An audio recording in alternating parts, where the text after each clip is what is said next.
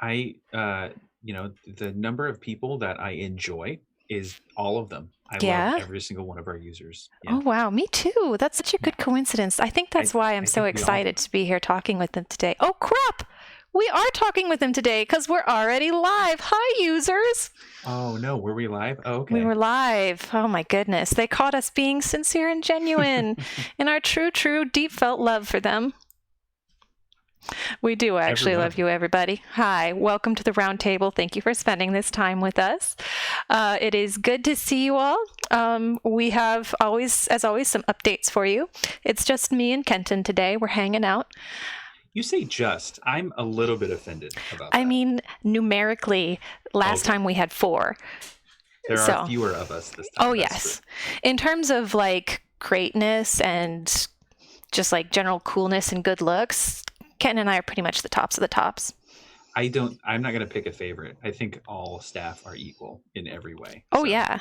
yeah. It's kind of like how I handle my dogs, right? Like I'll go up to one of my dogs and tell them, "Oh, you're my favorite dog, tied with your brother." Mm-hmm. That's how you do it. We only have one child, and so I tell him he's my favorite, but then I also say he's my least favorite. So they're both true. It's true. Parenting advice. I would go from with Kenton second and- favorite. I feel like that strikes true fear into the heart. Like, wait. Anyway, welcome everybody.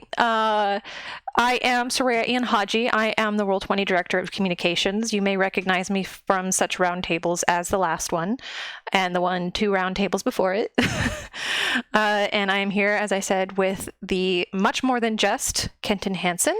Hello, I'm a product director, and you might recognize me from such things as the previous roundtable and that one time we played that one game. Oh, you were part of the Quiet Year? I was, yeah. Oh, that's fun. I love that game. I haven't It's a played good it game. on stream, but I love it. It was my first time, and it has not been my last time. Oh, fantastic. I want us to play For the Queen in the future sometime, too. The last time I played For the Queen, it was with my sister-in-law. We're totally chat. We are. I'm sorry. We're just hanging. We're just hanging. That you didn't know, but that's what this roundtable is. It's just the 2 of us being pals. Soraya, you don't need to schedule all this just to talk to me. I do, though. You're a very busy person. For now, that's true. But we have been busy with a whole lot of stuff. We are going to go over some of the major stuff that's been going on at Roll20 recently. Obviously, we're starting a new year, a new decade. Some of you may have caught a blog post from our co-founder, Nolan T. Jones. We talked there about some of the stuff that has happened in the course of 2019, as well as what's coming up for 2020. So the post is a good place to get kind of refreshed on things that have happened in the last year. But at this community roundtable, we're going to be looking mostly forward. So while you're welcome to ask questions about things from 2019, as always, we're going to start by kind of running through the things that are coming up this year. And one of them is something that launched actually this week with the custom token markers, which I'm super excited about. It was a lot of fun putting that project together, and it was a couple months of good hard work for sure.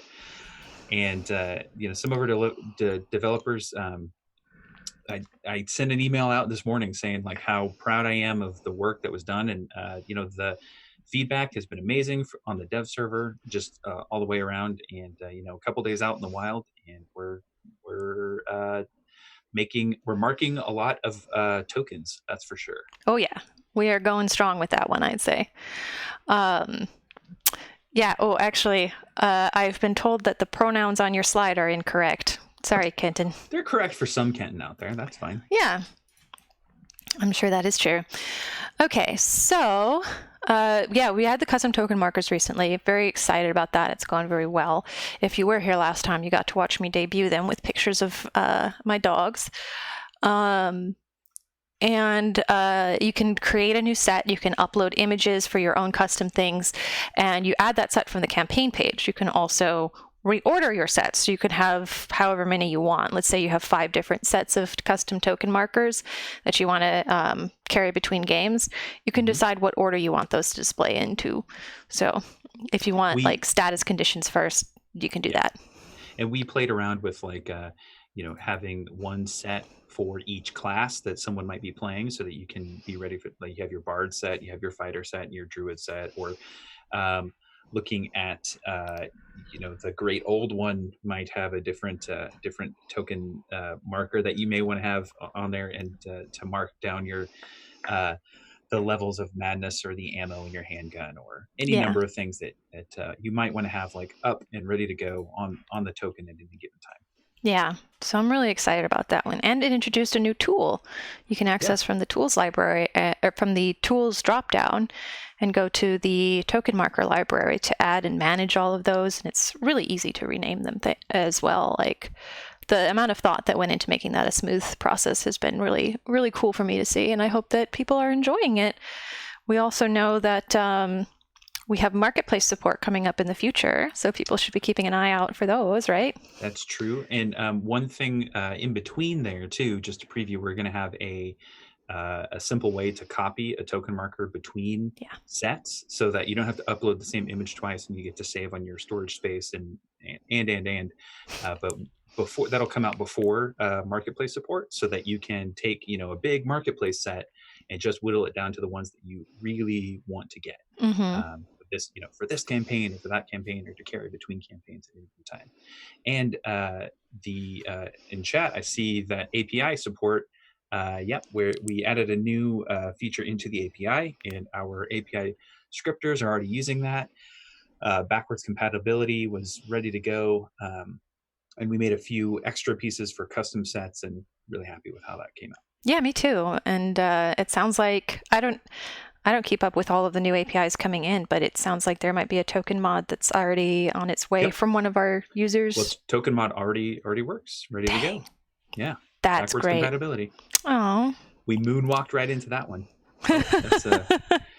Is that a pun or a dad joke? Both. All the best dad jokes are also puns. And the person who's saying this is the Aaron, and thinks it's our best rollout ever. Well done, Kenton. Well, thanks. I only hope to make it the second best rollout with our next rollout. So yeah. Ooh, so next rollout is the Zoom tool, right? We had some trouble with that one last year, but we're coming back. And we have scaled back a little bit of what we hope to accomplish with everything. We're not reworking the entire way that the canvas works in that. But what we are going to do is give users the option to use Scroll for Zoom. So anyone who has an account now is going to be ready to go with exactly how they want to. They can try it out. It is on the dev server right now, for sure. We've got a link in chat. Yeah, great. And we've got some improvements coming to that before it launches on the dev server, specifically a account-wide setting. This is actually one of the first times that we've had an account-wide UI setting, right? Like a way to interact with the virtual tabletop. So you don't have to change it every time you go into a game. You can choose your default, and then when you go into a game, it'll be set to your default. And if you think, you know what, I want to use, I like Zoom with my scroll wheel or with my trackpad or whatever, but I want to use Pan this time. Yeah, maybe you're playing on a laptop today. Right. You can make that change just for that game, and it'll hold on to that for that game. And so it's more flexible, it's more fluid. It's not, we didn't get all the polish that we wanted to into it yet, but we're not done with it. We're just getting this out there for those Firefox users who end up having the alt scroll problem. Firefox is holding on to that default user interaction for some reason to go back. So, Give Thanks, us the Firefox. alt button, Thanks, Firefox. Yeah. Give it back. We want it. Yeah, so if you're a pro subscriber, you can check that out on the dev server where you get early access to those kinds of things. If you're not a pro server, why not? Also, why not? It'll be out soon. So keep an eye out for that. We've been listening to user feedback and made a lot of adjustments that I'm really excited for people to see more of. Do we have anything else that might be big coming up, Kenton? We do. I have a list here. So lighting and fog. We've been working just about a year actually on the new lighting and fog system rebuilt on WebGL, which some people care about, but other people don't, and you don't have to care about it. But I'm just telling you what technology it uses. WebGL gives us the ability to reduce the amount, increase the amount of interaction that lighting has, but reduce the amount of weird browser things that we have to maintain in order to give you that. It is a graphics language, and Right. so it renders graphics really well. Yeah, That's what it's there and for. as I understand it, there's a website where you can go to right now. Yep. Hopefully, one of our helpers in chat will be able to hunt it down. But you can check if your computer has WebGNL enabled. Most of them will. Like, what was the percentage we found of current Roll20 users that don't? Current Roll20 users, it was like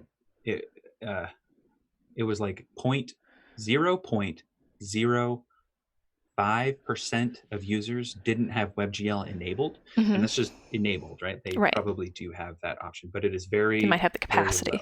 Yeah. Okay. But if you have any anxiety about it, you can check online in advance, or if you're a subscriber right now, you can try dynamic lighting, which also uses this system. And if that works for you, it's going to work for you with the new changes. Well, yes, the dynamic lighting doesn't use WebGL; it uses Canvas. I missed if that's what you said, but I wanted to make sure. Sorry. Oh, does it? On you. Yeah, it's not WebGL, but I thought it was. The effects, the status effects, which are, I believe, a subscriber feature off the top of my head. Mm-hmm. Those use WebGL, so you can test in the virtual tabletop right now. Okay, cool.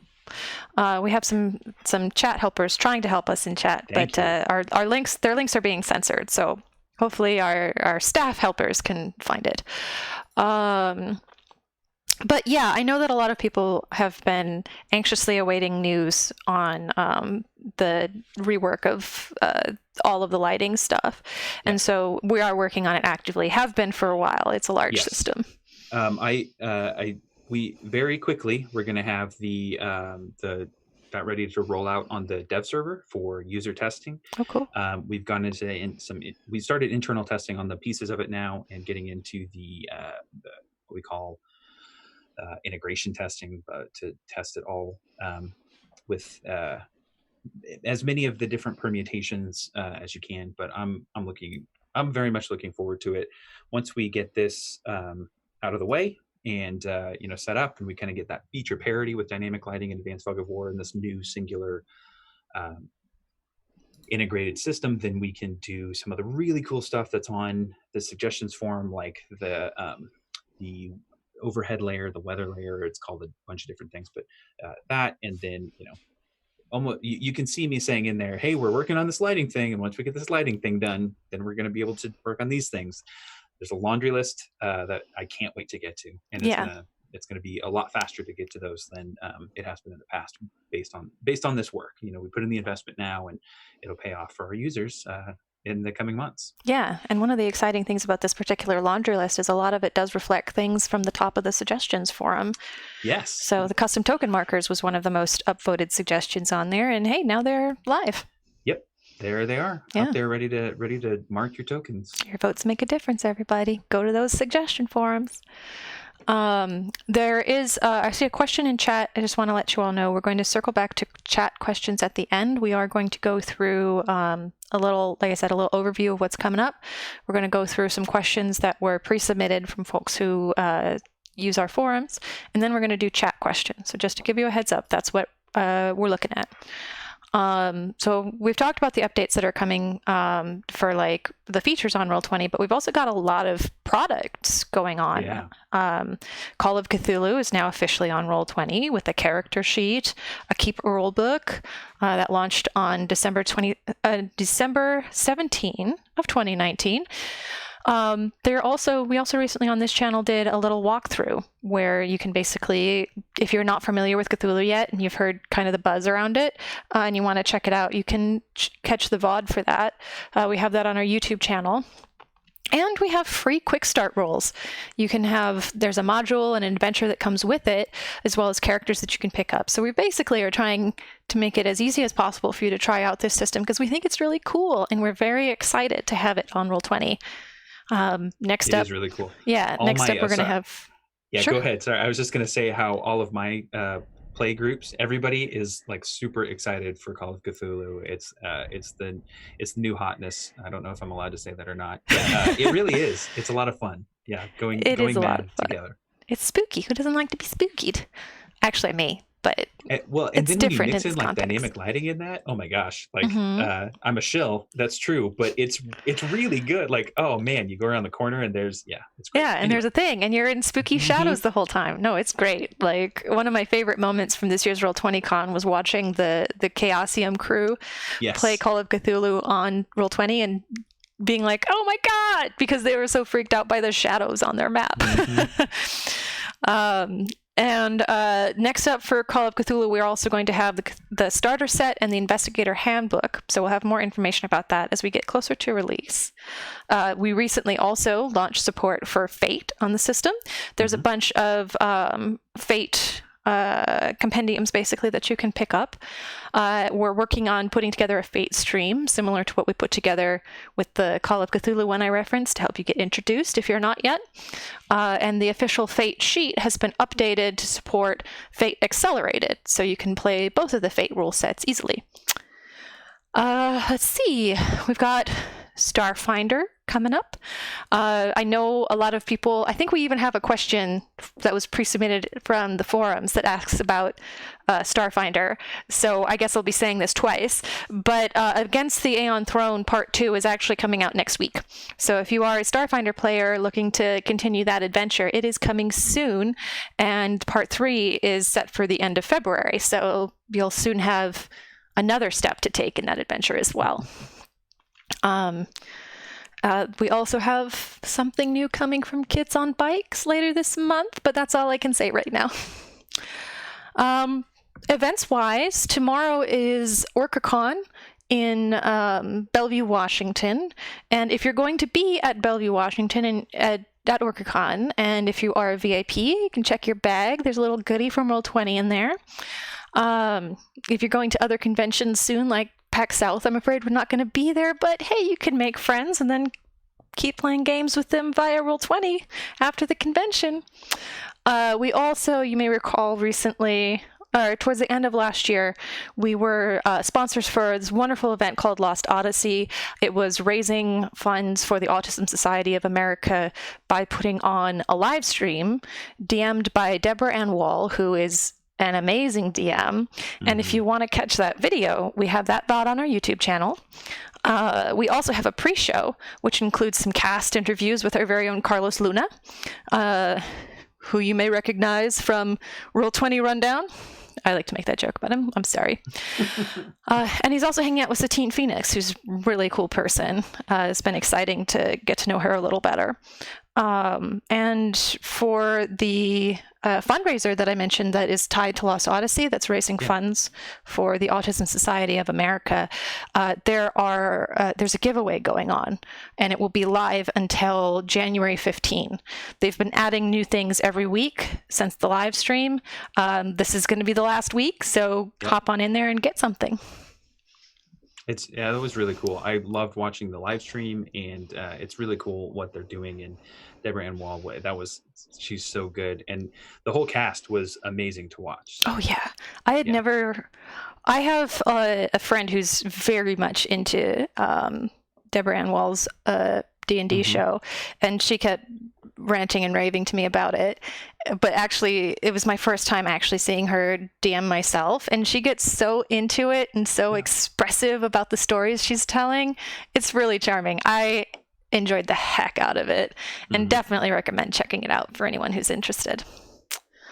All right, well, so that's our overview. Let's go ahead and hop into those pre-submitted questions, shall we? They're not pre-selected. We took all your questions. Okay, from Roos. Oh, well, what do you have planned for 2020 regarding features? What we did, so 2020 started, not that long ago, but within that amount of time, custom token markers, those just launched. Those are right now available to anybody. And we didn't do that as a subscriber feature. We opened it up to every user to upload your own images and to express your token self in the best way you can. We have the update to our lighting system, or WebGL lighting and fog system, that is coming out into user testing very soon, towards the very soon is what I'll say. Towards the in between parts of the month, probably you'll start seeing those things. We have the Roll20 mobile app is coming out. That's going to connect dice rolls and chat onto your mobile device, and is the platform that's going to continue to grow and support as much as we possibly can. And we've refreshed that mobile app considerably. Yes, yeah. It is not even the same technology in every sense of the word. We kind of went from the ground up in 2019, and we're gonna start seeing those results in 2020. I keep doing that, like saying 2020, and I'm like, that doesn't work. We have to adjust to having a year that sounds good to say again. I never liked the teens. I didn't either. It was just a bad decade. It was. Let's pretend it never happened. I'm glad to be done with it. Yeah. Here's hoping that this decade goes better for us.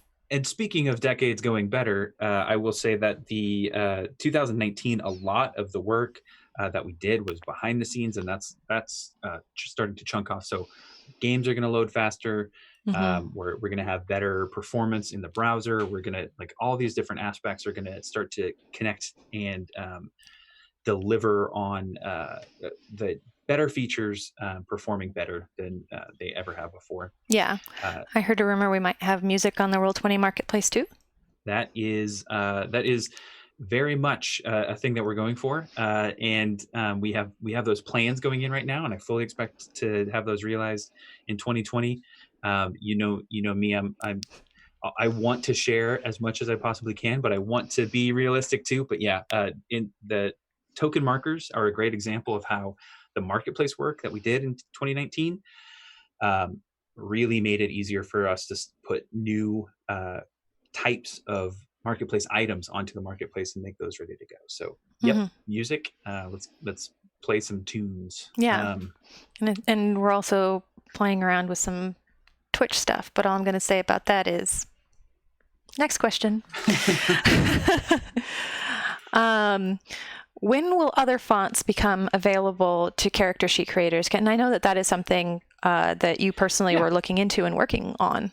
Yeah, I did very little of the work on that, but I was looking into it for sure.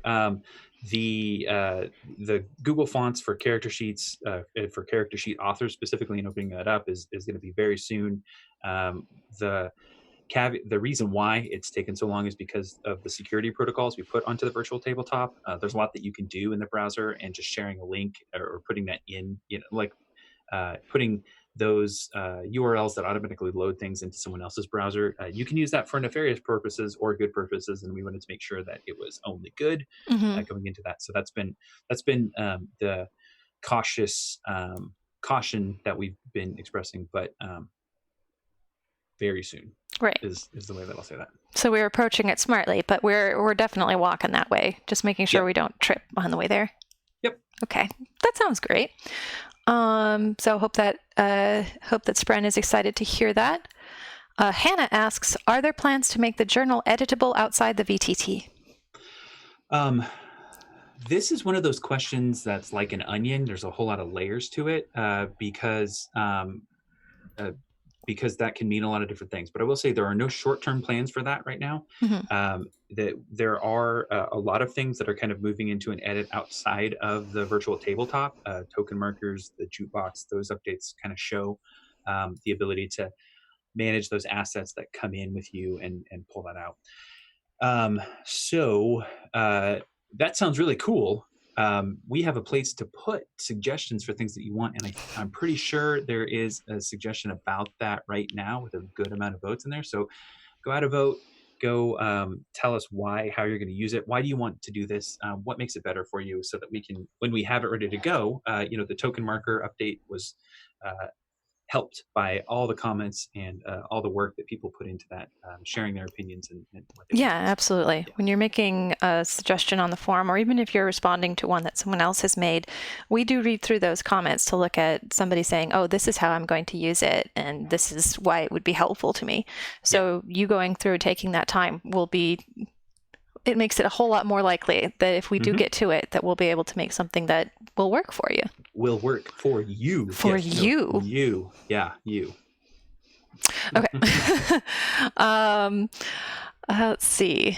So the next question that we have here is from Justin. Are we any closer to getting folders or some other way to organize maps in a large game? Yes. With every update, we get closer to those. That is a very highly suggested item on the suggestions and ideas, and so it is by no means getting further away. Um, the we're getting closer to it. So to answer that question, are we getting any closer? Absolutely, we are. Yeah. Is it tomorrow? No. but I've been when I get to work on stuff and make plans for things and do the research on things, it's very early on in the process, and so that has started. I'll say that very early on in the process, but something that we end up having pet projects around Roll20. There are people who are like, I joined the team at Roll20 so that I could see this happen, and there are more than a couple people who want specifically something like that. I joined Roll20 to make sure that the tabletop was, but that we made like a dog version that was just covered in dogs. And honestly, Kenton, dogs on the virtual tabletop. Yeah, just like virtual dogs that you can raise. Like, remember in the 90s, you had those little pets that would run around your desktop? Mm-hmm. I want that on the virtual tabletop. And I don't feel like I've gotten the support that I need, Kenton, from our product director to make that happen. The Aaron has I'm pretty sure it's the Aaron who has the mob API, the one-click API. You could do something like that and build that ready. We've already got that. But can I pet the dog? Yeah. Oh, yeah. No, that's possible. You can take the token of the dog and put a has pet status or token marker. I like has it. Pets or not has pets. I like it. I like the clever problem solving there. All right. I will attack that project with new ambition now. And next question from Tom G. Aha! This is the one that I thought we had one about Starfinder in here. Tom G asks, when can Starfinder products like campaigns, Alien Archives see more love from Roll20? I would like to give you my money. Well, thank you.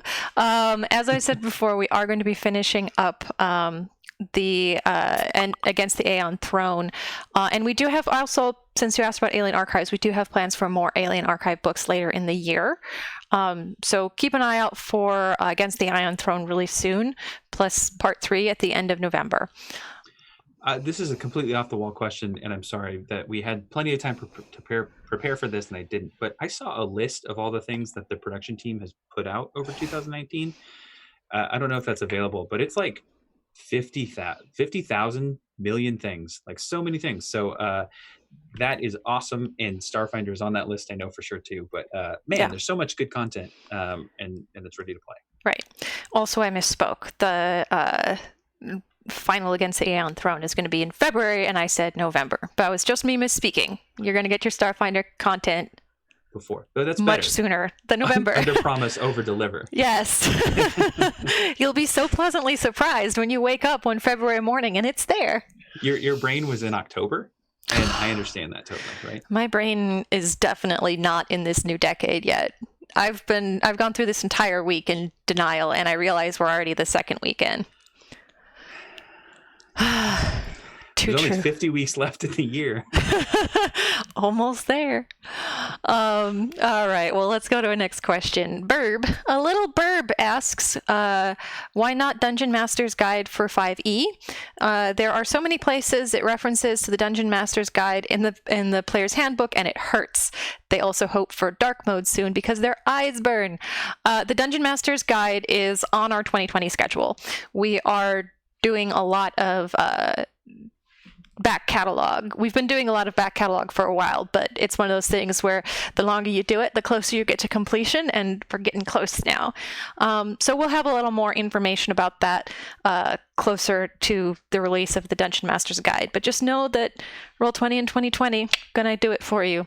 As for dark mode, Kenton? So every time you see one of the pages on Roll20 get an update, know that we're getting closer and closer to dark mode. Cascading style sheets is what CSS stands for, and we're getting all of our style sheets to cascade so that we don't have some pages with dark mode and others without. Well, that's fun. Yeah. Well, hang in there, little Burb. Soon your eyes will be so pleased. at sunglasses. May I suggest sunglasses? Get one of those fancy gamer glasses that kind of dim the screen. They do look cool. When I first saw people wearing them, I thought they looked dumb. But the more you see people wear them, you're like, that person's cool, actually. I think that sentiment is true with basically everything in human history. Yeah. Like, why is that guy wearing animal skins? That looks dumb. Oh, kind of looks cool now. Yeah. Right. Have you ever heard the one about top hats? I've never checked this is true, and I suspect it's not, but there's a story that goes around about top hats that, like, when people started wearing top hats, ladies were fainting because it was such an imposing figure. I think if any ladies fainted, it was because their corsets were drawn way too tight. Yeah, I think that's for hundreds of without years. Causation. Yes. Because I'm 6'3", and I think when top hats came out, I'm probably about the same height as most people who wore a top hat at the time, due to excellent nutrition and science, and that's amazing. And I have never made anyone faint before. I mean, you think that, but actually, Kenton, the last time I was wandering around the street with you, I was fine because I knew what to expect, but I kept noticing people on the sidewalk dropping like flies. Oh, is that what fainting is, when people fall over when I walk by? Yeah. Okay, that makes But now sense you know, now you can make the correlation. Yeah. And that is a real correlation. Alrighty. Anonymous asks us, coming in strong there, Anonymous. Why have you continued to alienate your community sheet creators? And they added some more detail in a different part of the question that talked about behind-the-scenes changes to our data structures that have made it difficult for some sheets, like the 5e shaped sheet, which is made by a community creator. It's made it harder for those community creators to keep things updated. So there's two sides to this coin for sure. First of all, I want to say that our community sheet authors are incredibly important to us, and we have a couple different things, like we talked about Google Fonts, but there's a couple other tools that we're in internal testing on that we hope to release soon, TM, to help create sheets both for custom games as well as for sharing with the community. Those people are amazing. They volunteer their time. They make sure that so many people can have fun in the way that they like to have fun, and alienating them is never our intention by any means. On the other side of that coin is the desire of people who don't want to create their own sheets or want to play a really popular game, want these amazing, big, fast features that use a whole bunch of data in weird data structure ways. And that those two things can be at odds at times, and we haven't always done a great job of it. But I know that Cassie, who is responsible for a lot of that curation and for bringing those in every week, she is in that. Cassie leads our user collaboration team, which exists in large part to work with these types of creators. Absolutely, and she's not to reduce anything Cassie does. No, not at all. She codes the 5e sheet and Pathfinder 2 and Call of Cthulhu. She's been part of all of those releases and all the great character sheet stuff that has come out this year. And it's a difficult line to walk. It's a difficult tightrope for sure. And sometimes we go on one side and sometimes we go on the other. And I hope to give more than we take in 2020. And speaking of Cassie, I actually asked her about this before we went on the stream, and she mentioned that she had an email conversation with I don't recognize the names, but I assume the creators of the 5e shaped sheet to list out some of the changes that we are making to the data.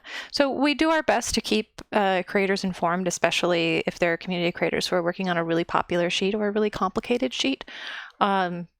Definitely, like Kenton said, like it's a bit of, and it's those the coin of two people are sides. Volunteers, there are ways to ask for compensation or to help them out, but it's an unknown, what was a risky investment, I guess, of you're pushing out the sheet and you're doing it to help people, but there's a limit to what you can do sometimes, and we recognize that. We try not to make it harder on anyone ever. Exactly. And I think relevant to this in the chat, Sefner, when they're not busy cursing us with the notion of D&D 6e launching and destroying our worlds, has requested more docs on compendium integration. And I think I don't know about what the plans are for documentation, but I think there are some compendium changes coming in 2020, right? There are some compendium changes on the docket that we're starting planning on very soon. So starting planning, not yet planned, not yet in development, but we want to make that system much more robust and accessible. And it absolutely has been a moving target for sheet authors. The making that documentation better is something that is excellent suggestion. Something we should do. I'm writing it down. So in addition to the suggestion forum, coming to the roundtable and telling us things gets them onto our vision, I guess. Kenton is taking notes. Okay, so hopefully that helped Anonymous understand more of the stuff that we're going on. I'm hoping that our community sheet creators are feeling that we're doing our best. And if there are ways that we can do more for you, please let us know. We do actually I will say in the suggestions and ideas section of the website, there is an API and character sheet tag. Oh yeah.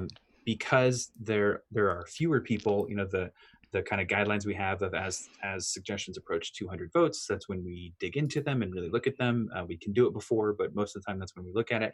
And that we have that available, tag, to make sure that there's longer, you don't have to work as hard to get right. It has a lower threshold because a bunch of creators were pointing out like, hey, we have these things that we in this, say, the API community have been wanting for a long time, fonts from earlier being an example. But it's one of those things that's niche enough that you're not going to get 200 people voting. And so we did create special tags specifically for the reason of making sure that those people and their voices can be heard. Okay. Just backing my note to myself right now. So, yeah. Sorry. Thank you. There's absolutely. There is a trend, I guess, of anonymous people coming at us with the difficult questions. Will Roll20 continue to discriminate against all gender games? We've never discriminated against all gender games. Discrimination is something that we take very seriously, and inclusiveness is something that we strive for in everything that we do. Certainly our official streams are striving to support all gender games because all of our official streams have at least 3 genders represented. I'm not sure how we could even discriminate against all genders games because gender is a spectrum and we can't represent every single point on the spectrum without representing a stream that involves like every single person in this world. But cheekiness aside, our goal is to provide and ensure a safe place for everyone to play. If you have encountered any discrimination on our forum on our site, you can please reach out to us at team@roll20.net to share it with us. But we are very dedicated to making this an inclusive space. Hear, hear. Hear, hear. All right, let's go to the next question from Anion D. Anion D wants to know if there's an ETA on the Investigator's Handbook and the Fog of War update. We did, I guess, go over that, but let's do it again just in case someone is looking for a clip. So the Fog of War update and lighting system and Fog of War update is currently in development towards the very latter half of that development, moving into internal testing and then soon user testing, and that's going to come very quickly. I'm very excited about it. We saw what is today, Thursday? So yesterday we saw the demo of what's been built so far, and it's just an internal really cool demo, lest anyone go hunting for it. But it does. I mean, like Kenton said, really though, we are going to be putting that on the dev server. Words sooner rather than later, so you'll get your own demo. And the Investigator's Handbook is on the schedule for 2020. We'll let you know more as we have some closer to launch. But like I said, there's also going to be more content out for Call of Cthulhu, like I mentioned, the starter kit, for example. Starter set? I think it's the starter set, not the starter kit. But it's a kit that helps you start. and do the Yes. set. So the starter kit set. I agree with this. Thanks, Kenton. Let You it be saved me. Got my back. Mike asks, will Roll20 support Pathfinder First Edition?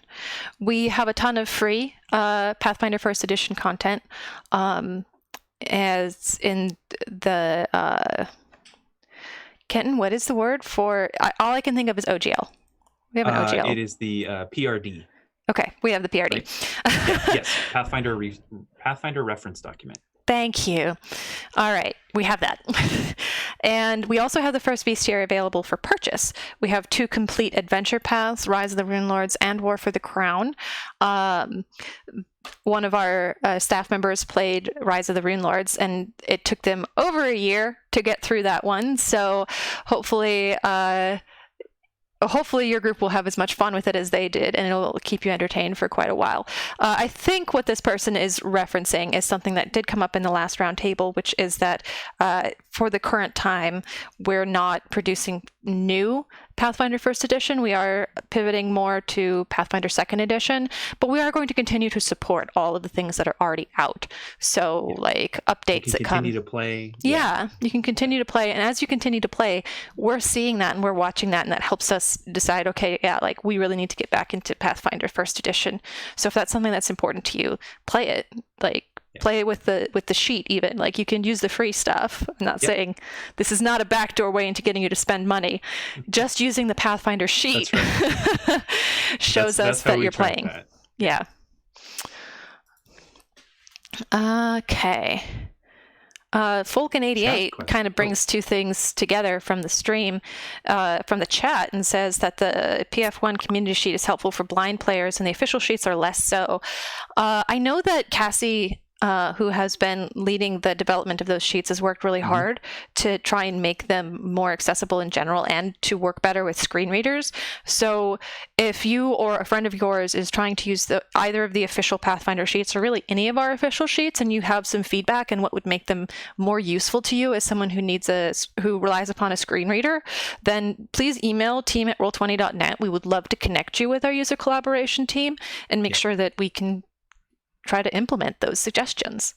We're always, I am personally always looking for people who have a very unique setup that like that to either screen readers to learn exactly what their setup is, to make sure that our testing and our planning protocols include those tools. And I'd love to hear about that for sure. Okay. All right. Well, that's the end of our pre-submitted questions. So now time for questions from chat. And some of these go back to the very beginning of the stream. We have been keeping track of them. I promised I would answer them. We just have to circle back around. So let's see. Cephalopod. Oh, cephalopede. You're screwing me up here, cephalopod, by having those letters out of order. That, or I'm reading them out of order because my brain is broken. Anyway, a whale asks, what is the status on Burn Bright? Is a full or updated version going to be released soon-ish? It's very much being worked on. We can't give too much info yet, but there will be a full release, absolutely. So yeah, Burn Bright still happening.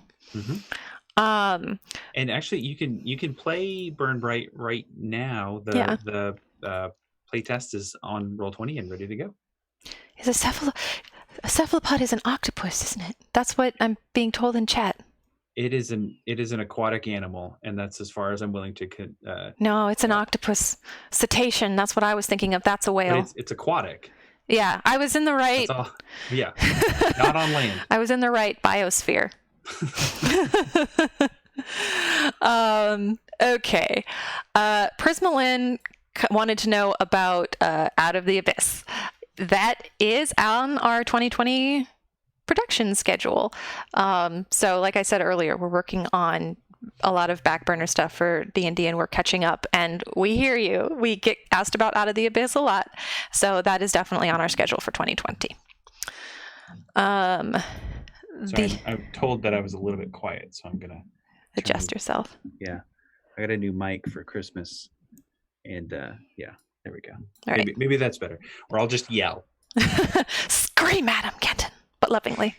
The Aaron asks, will the next iteration of token markers permit dragging images from your library? This is sorry, my brain just broke because we were talking about reordering token markers. That has come up, and that's something that we're working on with drag and drop.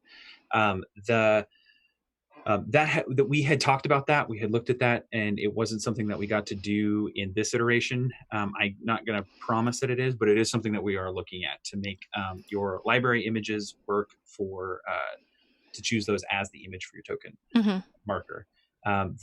One of the issues that we have with that is the token marker images have to be formatted in a very specific way to make them fit in that very specific spot.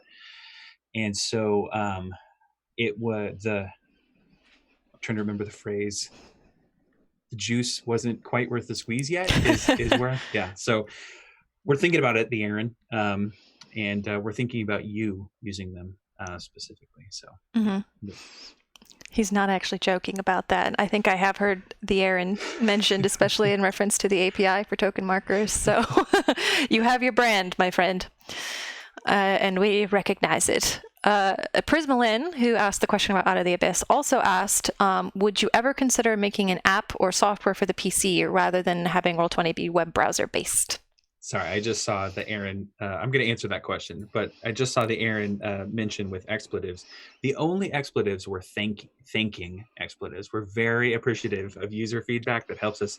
That cuts our job in half. So opinionated users are great. I have just opened floodgates. Well, remember, we started this entire stream getting totally caught by accident talking about how much we love everybody. That was not planned at all. No, I don't, not at all. So a PC, or sorry, an app or software for the PC rather than web browser. We are making the apps for Android and iOS. And I'm not going to say that we would never consider it, but one of the things that we really love about Roll20 is the immediacy, right? Like the way that you can just get on, you don't have to download anything, you can get in your browser and you can use it. And I would hate to lose that, is how I'll answer that question. So no, I'm not considering it right now, but that doesn't mean I won't ever. How is that for a terrible answer? I like that answer. I think that's very true. Like the usability of Roll20 and how it kind of lowers the bar to getting into a game, where it's like, okay, you don't have to install anything and download it first. You just open your web browser and it works. So to the extent that we ever look at something that might, move away from web browser app, it would have to be a solution that maintains that usability. Right. Yep. I was just about to go on a long ramble about computer-y things, but I'm not going to. We're going to be entertaining. Let's dance for them. Let's see. Dave in Texas asks, what about more story content for Call of Cthulhu? We have, just to refresh, we have several scenarios already. We actually have 4 total. The Lightless Beacon and the Quick Start rules. How much do those cost right now? I believe they are free. We just went total home shopping network. Yes.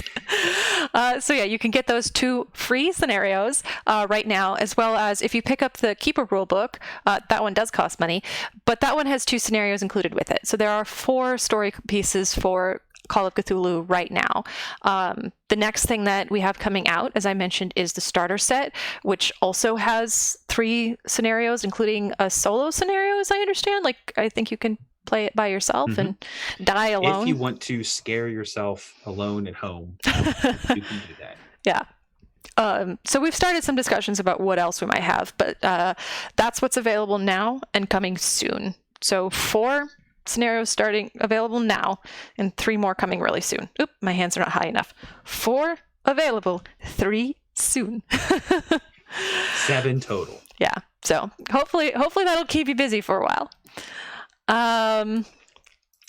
Sefner asks, how close is the Pathfinder 2nd edition sheet to getting an alternate color scheme?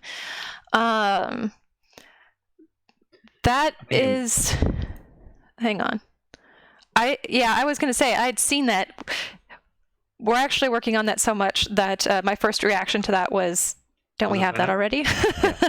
But it's gone through. It is still going through an approval process, as I understand. Yeah, I believe that is correct. Reading from my notes that I have about that coming, yep, it's not out yet. You know what? I know where to find this, so I'm just going to find it. You don't have to wait for me. While Kenton is hunting for that, though, I will sing Cassie's praises because this is, again, something that she and her team have been working on. And by the way, like the entire user collaboration team, you're great. You're real great. Yeah, I know that they have been working on an alternate version of the Pathfinder 2nd Edition sheet. Like I referenced earlier, they're trying to address accessibility concerns as well as some color scheme and user interface issues with it. Like it is ambitious and looks really good. So I'm very excited for you to see it. It's definitely on its way. Let's see. We have it is on its way still. It looks like it is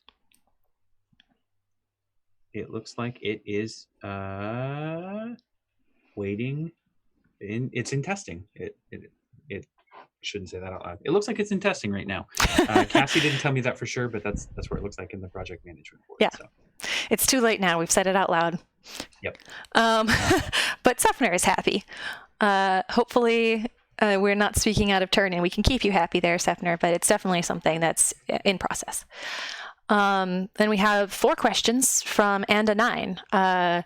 First question, what features will the new Roll20 mobile app contain? At launch, the Roll20 mobile app is going to have the ability to roll dice with the quantum roller, our chaos engine, as it were. So you'll be able to use that like in an offline mode, and then in an online mode, you'll be able to connect to your games and do chat from your mobile app, as well as roll dice from your mobile app. And that's the first thing out of many things that are going to be coming within that. But that's where we're coming out. So you can use it. We're planning it right now as a virtual tabletop companion. So you can close your chat window and have all of the virtual tabletop on your monitor real estate and do your chat and your rolling down on your mobile device. That'll be really handy. I'm looking forward to that. The second part of their question, and these are all related to the mobile app, so get your mobile brain going. Will it be limited to Plus Pro users? I would say for that, assume yes. If there are any plans to change it, we'll definitely announce that and let you know. Yeah. But currently, it's structured to follow the same pattern as the current app, which is a subscription feature. Yeah. Their third question is, will it contain features optimizing the character sheet experience? Not yet. No, not yet. Another one of those. I see. Yep. I see. And I guess that makes their the fourth question kind of irrelevant because it was about character sheet authors adjusting for mobile. I mean, this is something that we're thinking about and working on now too. The character sheets, the character sheet system is really interesting. That was designed so that anyone with just HTML, CSS, and JavaScript to put can create their character sheet and load it into a game and run with it. Apple and Android and Google didn't really care about how that worked, and so we have to be very careful about how we put that in there. And in the way of not creating more work for character sheet authors, there's a fine balance that we have to achieve in that way. So we don't know what that is yet, but we'll be sure to share it when we do. How to make it easier. So yeah. Cool.